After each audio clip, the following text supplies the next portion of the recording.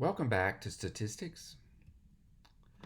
Measures of spread, like the interquartile range, or IQR for short, are useful in a lot of ways in statistics. I want to show you a way to use the IQR to identify potential outliers in a data set.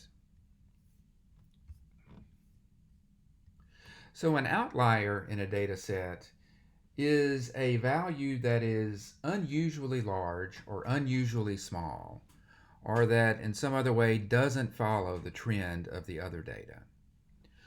One way to identify potential outliers is to see if they are far away from the middle 50% of the distribution. That, of course, extends from the first quartile Q1 to the third quartile Q3. The 1.5 IQR rule uses this idea to identify potential outliers.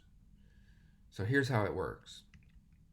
In the 1.5 IQR rule, a potential low outlier is any data value that's at least 1.5 IQRs below the first quartile.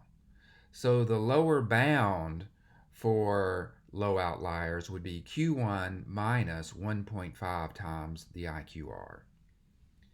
And similarly, potential high outliers are data values that are larger than 1.5 IQRs above the third quartile. So the upper bound for high outliers would be Q3 plus 1.5 times the IQR. Let's see how this plays out in an example. Here's data on pulse rates for 19 subjects taken before and after exercise. What we want to look at is the question of, are there any outliers in the after data? So I'm only going to be looking at the measurements after the exercise was applied. So in order to use the 1.5 IQR rule, first we have to calculate the IQR. So let's just go through that process real quick with the data set in front of us. I've taken the stem plot here and I've just converted it into a sorted list of numbers just by reading the values off the stem plot. And I've also labeled each data value with its position so that we can easily locate the median and so on. So there's 19 data values, so the position of the median would be 1 plus 19 over 2, or 10, and that means the median would be item number 10, or 98. The first quartile is the median of all data that's less than the median value. So the position of Q1 would be the average of 1 and 9, which is 5, and the first quartile would be 90. Similarly, the third quartile is the median of all the data that's to the right of our median. So the third quartile would have position 11 plus 19 over 2, which is 15. And so the value of the third quartile would be 15. And so there we have it. The median, 98, Q1 is 90, Q3 is 104. And the interquartile range is just Q3 minus Q1, which would be 14.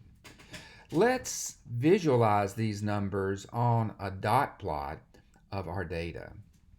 So this is the after data, just in a dot plot. And we can see Q1 equal 90 and Q3 equal 104.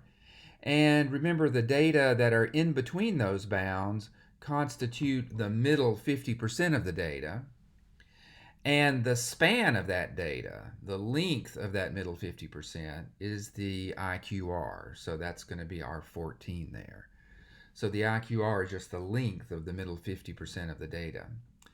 Now, in the 1.5 IQR rule, we add and subtract 1.5 times the IQR to the quartiles. So here's 1.5 times the IQR. That would be 21, and it's the length of the line you see here. To find the upper bound for high outliers, we add that 1.5 times IQR to Q3. So we take that value and we add it to Q3. And that gives us the upper bound for high outliers. Q3 plus 1.5 times IQR, or 125. So we do see that we have a high outlier in our data set. It's that last data value, a pulse rate of 146 beats per minute. That is a high outlier according to the 1.5 IQR rule. And the bound for low outliers is similarly Q1 minus 1.5 times IQR. So you take the left end of the middle 50% and extend that backwards 1.5 IQRs. That would be 69, and there's no data point that's less than 69 in our data set. So we don't have any low outliers. So that is a quick and easy method of locating outliers in a data set based on this measure of variation that we call the interquartile range. We'll have a few problems about this going forward, and we'll be back at you again soon with some more on measures of spread.